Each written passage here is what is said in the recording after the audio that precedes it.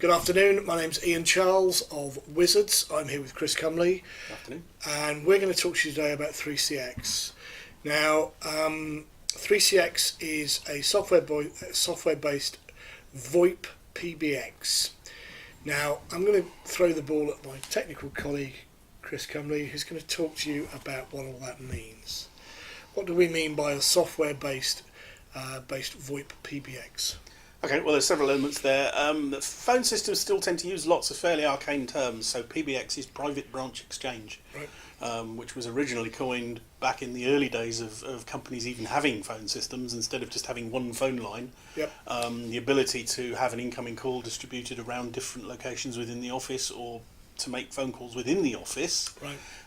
Was all a shiny new and exciting thing at one stage, and private branch exchange is the term that was coined for that. And this was originally ladies with plug sets, and it would have been, yes, and that would have been in the back room somewhere in the bowels of the building. These days, the ladies have been replaced by electrons. PBXs have been digital for some time. But traditionally, they're a box on the wall that is made specifically to do the one job. These days, it's all done in software on a computer that could be doing something else, but today it's just being on PBX. Right. In this case, 3CX has a long history of running under Windows. It's now available as a Linux platform as well. But basically, you just have a machine which is a regular PC, dedicated to the task of looking after your phone system.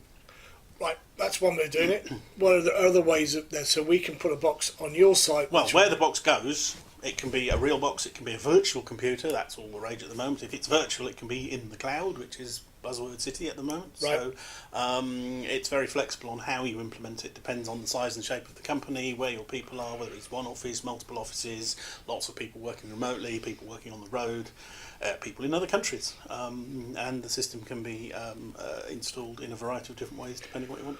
Okay, now we've got a couple of fairly interesting case studies around 3CX, haven't we? We've done it in some. We did it for a charity, WDP.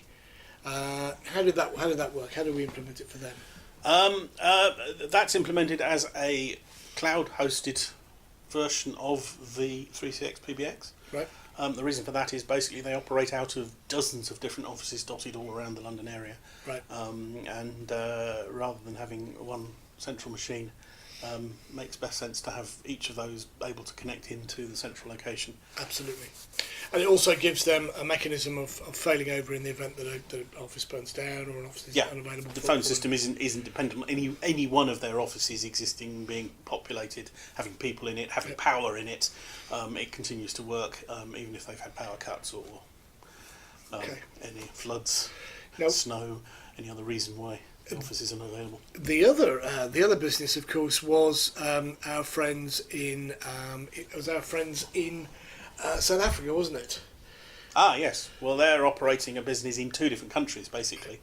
And 3CX basically allows us to connect up phone numbers that are both South African and London-based. Right. And they can have staff in South Africa or London answering phone calls that are local calls from South African or London callers, or making calls out.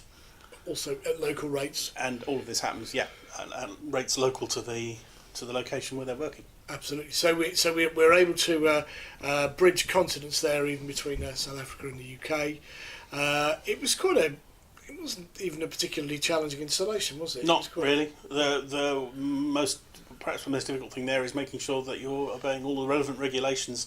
The more countries are involved, the more different authorities are involved, that you have to make sure you're not stamping all over their rules. Contravening, yeah. There are other issues, of course, here, which is that mostly we are when we size a system, we talk to you about who you're looking to call, and what kinds of call rates you're going to encounter.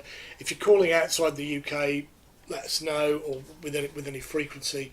Either way, that's going to be a very, very much cheaper than a BT rate, and for most local, that is 01, 02, 03 and 07 numbers, so that's UK landlines and mobiles. We typically like to include a lot of minutes in with the system. So just just to be picky for a moment, there's Please one do. bunch of oh 07 numbers which are not mobile numbers. They tend to be very expensive and they wouldn't be included, but we would generally advise you to block those out so you can't dial them. Almost nobody is using them for a legitimate reason. Anybody using those numbers is generally doing it to try and make money out of you. Absolutely. So there's so we're aware of the scammers, and we kind of we put steps in place so we can help you avoid them. Video calling as well. We've got some other some video calling technology that we like to use.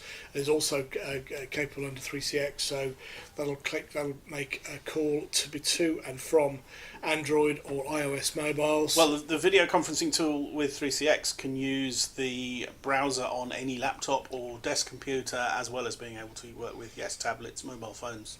There's a new generation of phones coming along which have a little camera and a screen in as well. That's going to be interesting. I don't know if it'll take off. People have tried video phones a couple of times before. I suspect the underlying technology wasn't really good enough before. Absolutely. Now it is. There's no reason why you can't send a decent quality real-time picture. It's going to be interesting to see if that takes off built into desk phones. But that's early days at the moment. And we're not Alan Sugar. Absolutely not. Absolutely. So, okay. Well, that's 3CX in a nutshell. Anything else we want to say? On 3CX, I think we kind of covered it. Cool. Thanks very much. Thanks for watching. Bye now.